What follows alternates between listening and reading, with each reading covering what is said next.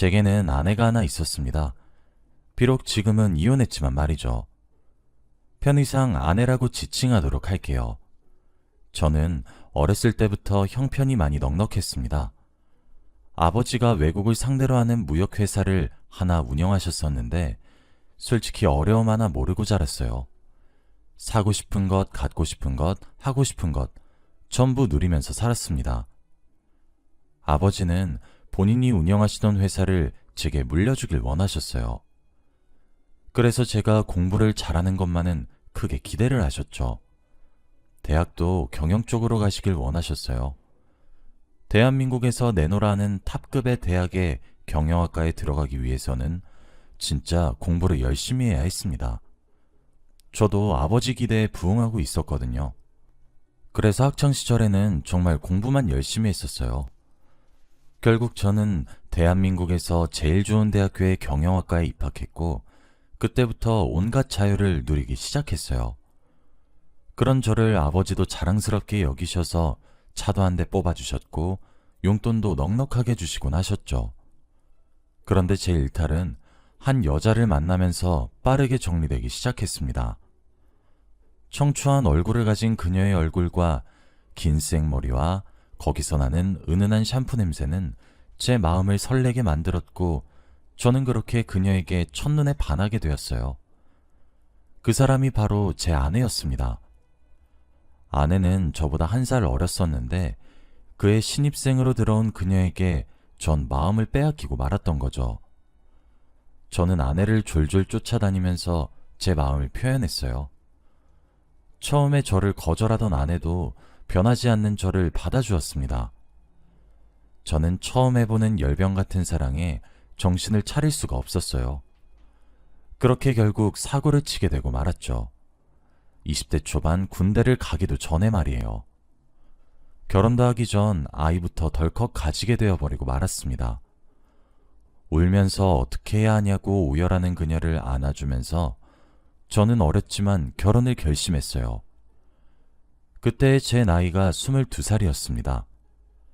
전 아버지와 어머니께 진실을 말했고 그 대가로 정말 비 오는 날 먼지가 날 정도로 두드려 맞았습니다. 저희 부모님은 반대가 심하셨습니다. 그 이유는 아내의 집안 형편이었습니다. 아내는 매우 가난했거든요. 그리고 부모님께서 제 배우자로 점 찍으신 아가씨가 따로 있기도 했고요. 어딜 봐도 그 아가씨와 나은 점이 없다고 판단한 저희 부모님은 헤어지길 권유했지만 사랑에 빠져 눈이 돌아간 저는 아내와 우리 사이의 아이를 지키기 위해 애썼습니다. 결국 자식 이기는 부모 없다고 저는 결혼 허락을 받게 되었고 그 길로 처가댁에 가서도 일사천리로 결혼 허락을 받게 되었죠. 그렇게 우린 어린 나이에 부부의 인연을 맺었습니다.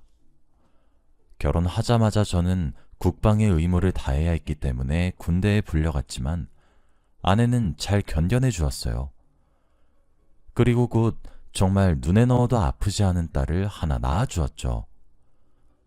딸아이의 신생아 시절은 군대에 있느라 자주 볼 수 없었기 때문에 정말 기를 쓰고 휴가에 나가기 시작했어요. 남들은 결혼하면 아내가 별로 안 예뻐 보인다고 우스갯소리를 하던데 제게는 전혀 아니었어요. 어쩜 함께 사는 날이 지나면 지날수록 더 그렇게 예쁘던지.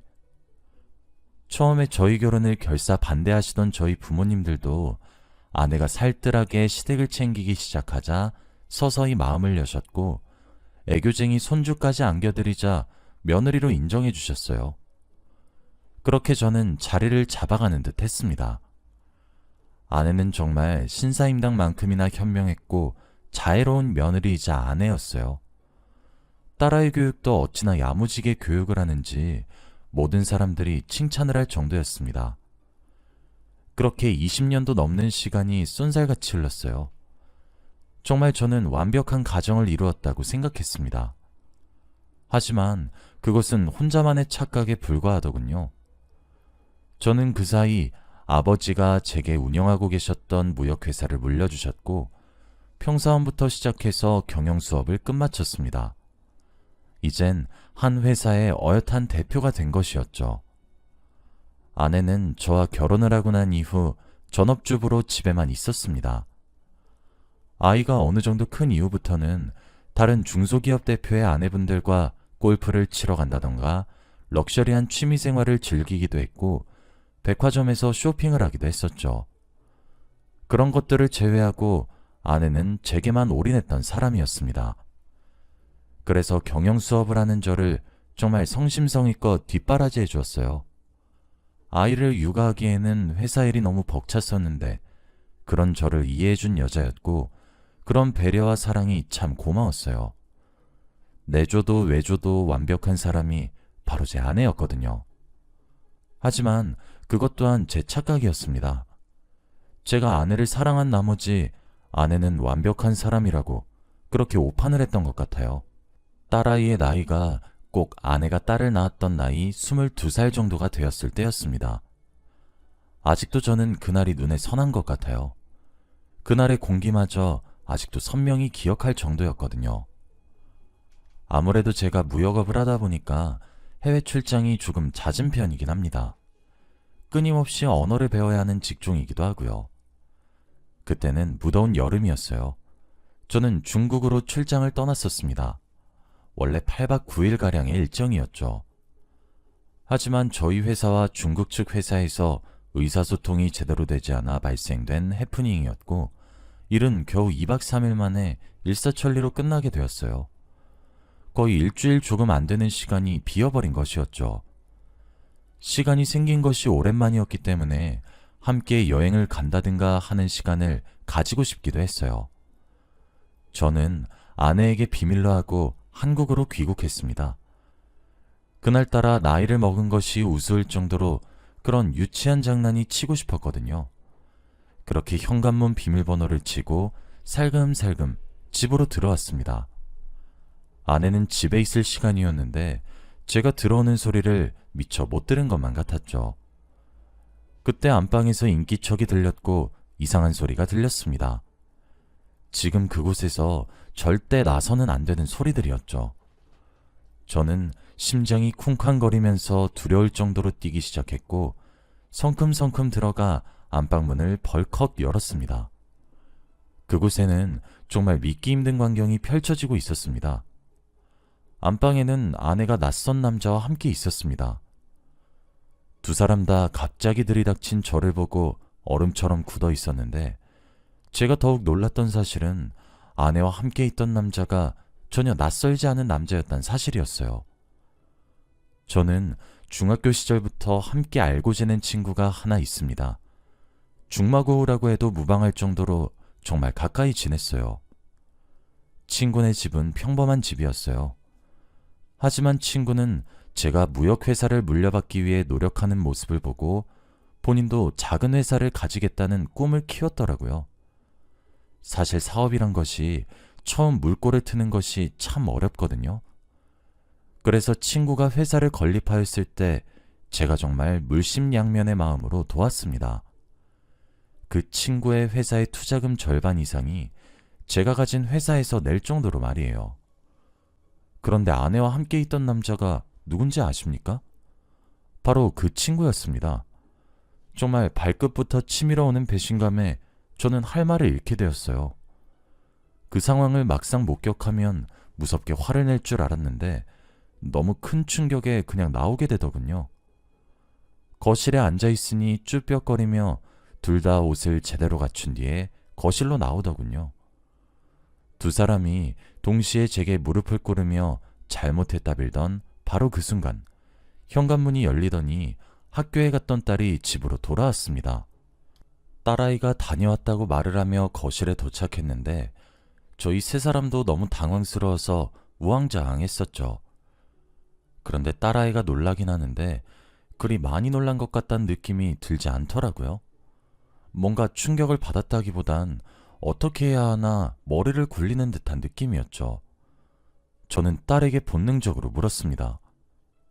너 다 알고 있었구나? 딸은 흠칫 놀라더니 제게 그게 미안해 아빠 라고 말을 하며 순순히 인정하더군요. 아내의 불륜 현장을 목격한 것도 그 불륜 상대가 제 중마고우란 사실도 충격적이었지만 두 사람의 불륜을 딸아이가 알면서도 제게 묵인했었다는 사실이 제겐 정말 억장이 무너지는 일과 다름없었습니다. 하도 기가 차서 제가 아무 말 않고 있자 딸아이가 자기 변명을 하기 시작하더군요. 차라리 하지 말지 들으면 들을수록 더욱 화가 치밀어 오르기 시작했습니다. 저희 부부는 사고 쳐서 생겼던 딸아이 하나만 낳고 그 이후론 아이를 가지지 않았습니다. 아무래도 외동딸이라 그런지 이것저것 다 해주고 누릴 수 있게 길렀더니 아이가 버릇이 나빠졌었어요. 사춘기 시절엔 돈이면 다 해결되지 않냐는 말을 하는 딸을 보고 저희 부부는 상의를 했고 딸아이에게 제대로 된 훈육을 하기 위해 여유로운 환경을 누릴 수 있게 하고 지원을 아끼지는 않았지만 딸아이의 용돈만큼은 직접 벌어쓰게 했습니다. 돈의 소중함을 모르는 것 같았고 제가 너무 쉽게 뭐든 손에 쥐어주어서 저런 생각을 가지게 된 것 같아서 경제관념을 심어줄 겸 버릇을 고칠 겸 겸사겸사 집에서 조금이라도 일을 해서 용돈을 받게 했어요. 그런데 제 친구가 제 아내와 불륜을 저지르기 위해 집에 올 때마다 제 딸아이에게 적게는 30만 원에서 50만 원 정도를, 많게는 100만 원 정도를 용돈으로 쥐어주었다고 하더라고요. 딸아이는 자신이 힘들게 용돈을 받으려고 하지 않아도 되었고 그 돈을 받는 대가도 그저 모른 척만 하면 되는 것이었기 때문에 그냥 입을 싹 다물고 지냈었던 거였어요. 제가 딸을 헛키우고 있었더군요. 저는 딸이고 아내고 아무도 만나고 싶지 않았고 당장 내 집에서 나가라고 쫓아냈습니다. 저도 어린 나이에 제 청춘 다 바쳐가며 아내와 딸을 먹여 살리겠다고 정말 열심히 살았는데 돌아오는 대가가 이런 것이란 사실이 저를 너무 힘들게 만들었어요. 당연히 이혼을 해야 된다는 생각이 제 머릿속을 지배했지만 쉽게 결정을 내리기 힘들더군요. 그래도 일단 일의 기승전결을 알아야 된다는 생각에 아내와 친구의 불륜이 얼마나 오랜 기간 지속되었는지 조사하기 시작했습니다. 그런데 조사를 하면 할수록 이상한 정황들이 자꾸 나오기 시작했어요. 최근에 불륜으로 발전한 관계가 아닌 것 같았어요. 아내의 카드 내역에서는 수년 전부터 숙박업소의 결제 내역이 꾸준히 나오고 있었거든요. 물론 저와 함께 가지 않은 곳들이 대부분이었죠. 전 설마 싶었습니다. 그리고 딸과 제 머리카락을 이용해 유전자 검사를 실시했어요. 99.8%의 확률로 친자관계가 성립하지 않는다는 결과가 나오더군요.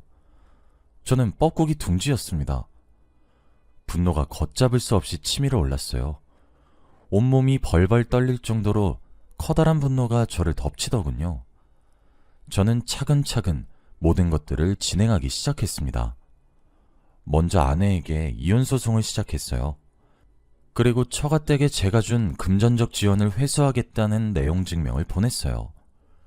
아내는 이혼소송 소장을 받았을 때는 가만히 있더니 제가 처가댁을 건드리자 바로 반응이 오더군요. 그동안 소소하게 드린 용돈이나 사드린 물건들이야 제가 받을 순 없겠지만 제 명의로 얻어들인 상가 건물과 지금 살고 계신 처가댁의 집도 제 명의였기에 제가 당장 나가달라고 하면 처가댁은 아무 말 못하고 나가야 했어요. 처가댁에서는 내용증명 서류를 받고 난 이후 제게 연락이 왔어요. 저는 딸과 이야기해보라고만 하고 더는 연락을 받지 않았고 모든 이야기를 변호사와 진행하도록 실시했습니다. 제 전담 변호사가 제게 알려주기를 처가댁과 아내가 찾아왔었다고 하더군요. 연락 한 번만 받게 해달라고 통사정을 했다고 했죠.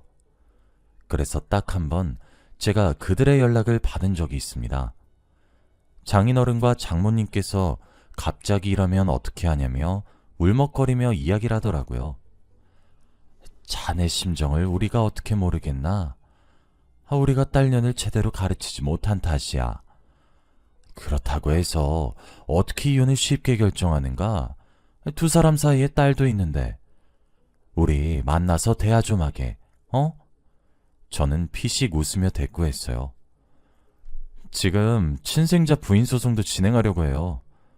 아내한테 물으십시오. 저희 사이에서 태어난 딸이 대체 왜 저와 친자관계가 성립하지 않는지 말이에요. 그리고 전화를 끊었습니다. 처가댁에선 난리가 난 것 같았죠. 저는 변호사와 함께 법적으로 제 친딸이 아니라고 부정하는 소송을 제기했습니다.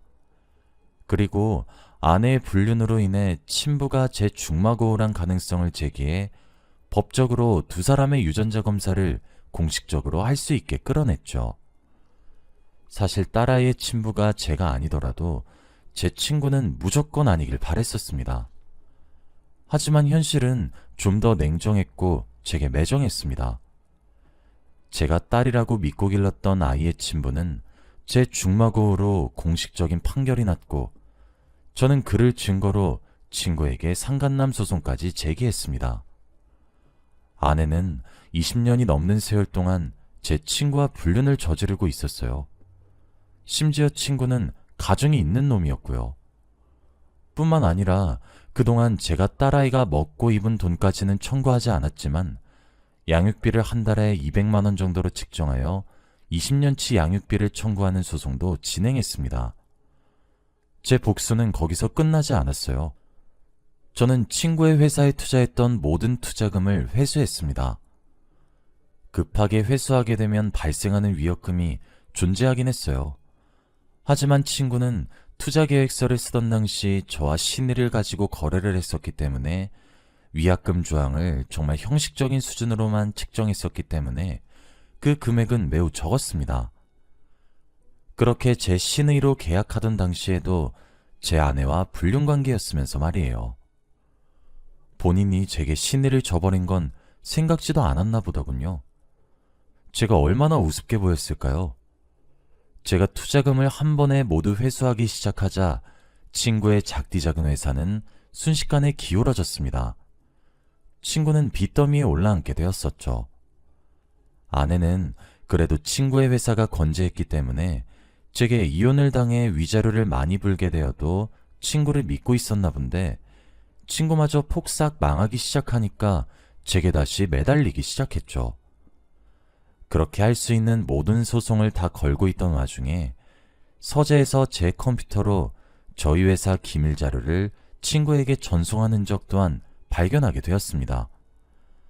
저는 그것들을 증거 삼아서 아내와 친구 사이에 오간 메일함들을 열람하길 신청했고 그 결과 아내가 저희 회사 기밀을 친구에게 틈틈이 수년 동안 빼돌리고 있었던 사실조차 알게 되었죠.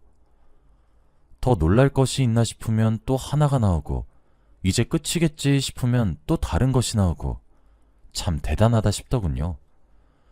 처가댁과 아내는 제게 용서를 구하기 위해 집으로 매일매일 찾아오기 시작했습니다. 참 뻔뻔하게 말이에요. 장인어른과 장모님은 제 눈앞에서 아내의 뺨을 후려치기도 하고 무릎을 꿇리게 하기도 하시는 등 제 대신 아내에게 폭력을 휘둘렀어요. 저는 눈 하나 깜빡이지 않았지만 말이에요. 아내는 제게 울며 불며 사정하기 시작했습니다. 뒤늦게 제게 용서를 구하며 앞으로 속죄하며 살아가겠다고 제발 봐달라고 빌더군요. 저는 이제 저 괴물 같은 여자와 함께하고 싶은 마음이 추호도 없었기 때문에 매몰차게 내쫓았습니다. 나중에 들으니 친구의 부인도 상간녀 소송을 진행했다고 하더라고요. 참 우아한 백조 같은 여자라고 생각했는데 그리고 얼마 지나지 않아 딸아이도 제게 빌러왔더군요. 아마 제가 가진 경제적 여유를 포기할 수 없었던 것이겠죠. 그리고 친딸이 아니니 제가 하고 있는 사업 또한 물려받지 못할 것이고 말이에요. 푼돈 몇 푼에 제게 아내의 불륜 사실을 비밀로 했던 딸아이는 자신의 친부가 제가 아니란 점과 제가 그걸 소송해서 친딸이 아니라고 직접적으로 부정한 것에 대해 상처를 받았다고 큰 소리를 치더군요. 하긴 아이가 무슨 죄가 있겠습니까? 그러나 그건 제 아이일 때 문제고 남의 자식 아이가 안타깝게 운다고 해도 제 심장은 이미 차갑게 식은 상태였죠. 낳은 정보다 기른 정이라던데 우는 딸아이를 보니 저는 기른 정조차 다 떨어진 모양이구나 싶었죠. 저는 모든 소송에서 가볍게 승소를 할 수 있었습니다. 중간중간 제가 원했던 조건에 위자료나 금액들이 미치지 않아 협의를 해야 하긴 했지만 전부 승소했죠. 그동안 제가 몰랐던 것이 신기할 정도로 많은 증거들이 쏟아져 나오는데 정말 변호사님도 너무 많다며 혀를 내두르더군요. 아내는 제가 이혼에 대한 위자료를 내야 하고 정말 온 가족이 거기에 나앉게 생겼다는 생각 때문인 것인지 아주 뻔뻔하게도 제게 재산분할 소송을 걸어왔더라고요. 참 기가 막힐 노릇이었죠. 저는 20년이 넘는 세월 동안 처가댁에 사용한 비용을 전부 뽑아왔습니다. 처가댁에 계절마다 나갔던 해외여행비와 유흥비, 사치비 등등의 내역을 뽑았고 아내의 카드 내역 또한 사치로 가득 차 있다는 사실을 증명하며 제가 재산을 모으는 동안 아내는 기여 자체가 없었다는 사실을 뒷받침했습니다. 그러나 함께 산 세월이 있어서 그런지 10%를 줘야 한다고 하더라고요. 그래도 변호사님이 20년 이상 넘게 산 부부치고 그 정도 주는 건 거의 불가능에 가깝다 하시긴 했어요. 하지만 제가 10%를 내줘도 아내는 제게 받은 재산보다 줘야 할 위자료를 비롯해 내야 할 돈이 훨씬 웃돌아 사실상 재산 분할이 의미가 없긴 하더군요. 맨몸으로 쫓겨나는 아내를 보니 꼭 피눈물을 흘리면서 살았음 싶었죠. 친구는 그 이후 제가 빠진 투자 부분을 메꾸기 위해 투자처들을 찾아 발로 뛰기 시작했는데 그건 제 투자 모임의 인맥으로 모두 못하게 막았습니다. 친구는 제가 손을 썼다는 사실을 인지하는 듯 했지만 제가 거기서 더 큰 일을 벌이게 될까 싶어 차마 제게 아무런 말도 하지 않더라고요. 저렇게 시시하게 꼬리를 말고 내뺄 거면서 감당하지 못할 짓은 왜 저지른 것인지. 저는 거기에 그치지 않고 모든 동창들에게도 이 사실을 알렸습니다. 그러니 당연하게도 제 친구를 도울 사람은 아무도 없더군요. 전 슬프고 화가 났지만 그와 반대로 할 수 있는 모든 것들을 빼앗으며 복수를 성공했습니다. 제게 독하다고 소리를 지르는 그들을 보며 저는 환하게 웃어주었어요. 그 이후로는 빌빌거리며 산다고 하더라고요. 지금은 그로부터 시간이 또 한참 더 흘렀습니다. 그 이후 상처를 크게 받았던 저는 여자를 믿지 못하게 되었어요. 그러다 현주라는 이름을 가진 어떤 여자를 만났습니다. 현주 씨를 만나게 되면서 다시 한 번 더 사랑을 하게 되었어요. 현주 씨도 저와 비슷한 상처를 가진 사람이었기 때문에 서로를 잘 이해했던 것 같아요. 저는 현주 씨와 현재 재혼을 했고 우리 사이에는 어린 아들도 하나 있습니다. 현주 씨는 이혼한 아내와 달리 정말 순박하고 상냥한 사람이에요. 아무래도 제가 이전에 씻을 수 없는 상처가 있는 것도 잘 품어주기도 했고 제가 궁금해하면서 집착하기도 했고 그런 행동을 해도 현주 씨는 묵묵히 제가 의심을 풀 때까지 기다려줬거든요. 앞으로 현주 씨와 백년해로 하며 잘 살아가 보려고 합니다. 사람한테 받은 상처를 사람에게 치유를 받는 것 같아 참 웃기네요. 여기까지가 제 이야기였습니다. 긴 이야기 들어주셔서 감사합니다.